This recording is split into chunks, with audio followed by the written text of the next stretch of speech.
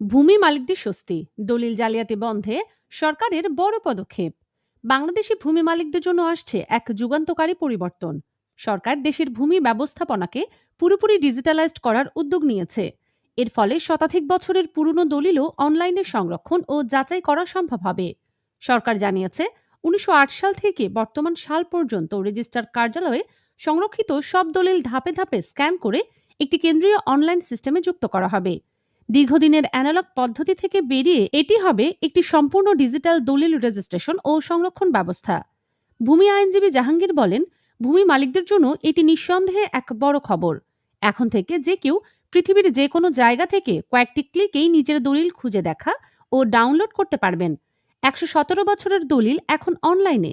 সরকারি পরিকল্পনা অনুযায়ী ১৯০৮ সাল থেকে বর্তমান সময় পর্যন্ত সব দলিল একীভূতভাবে অনলাইন ডাটাবেজে সংরক্ষণ করা হবে। ইতিমধ্যে কয়েকটি জেলায় পাইলট প্রকল্প হিসেবে কাজ শুরু হয়েছে। তবে ১৯৪৭ ও ১৯৭১ সালের যুদ্ধের সময় হারিয়ে যাওয়া দলিলগুলো অনলাইনে পাওয়া যাবে না।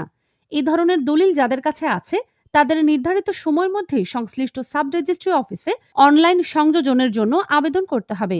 দুর্নীতি ও প্রতারণা বন্ধে ডিজিটাল উদ্যোগ। দলিল জালিয়াতি ও ভূমি সংক্রান্ত প্রতারণা বন্ধ করাই এই প্রকল্পের অন্যতম লক্ষ্য।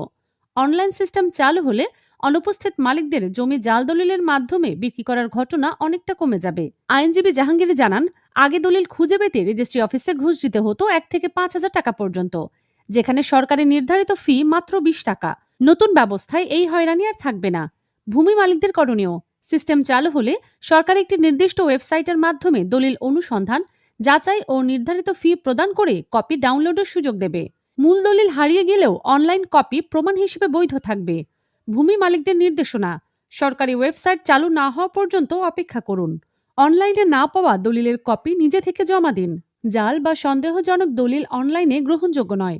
সরকারের লক্ষ্য, নাগরিকদের যেন আর দলিল হারানো, প্রতারণা বা জালিয়াতির কারণে নিজের সম্পত্তি হারাতে না হয়।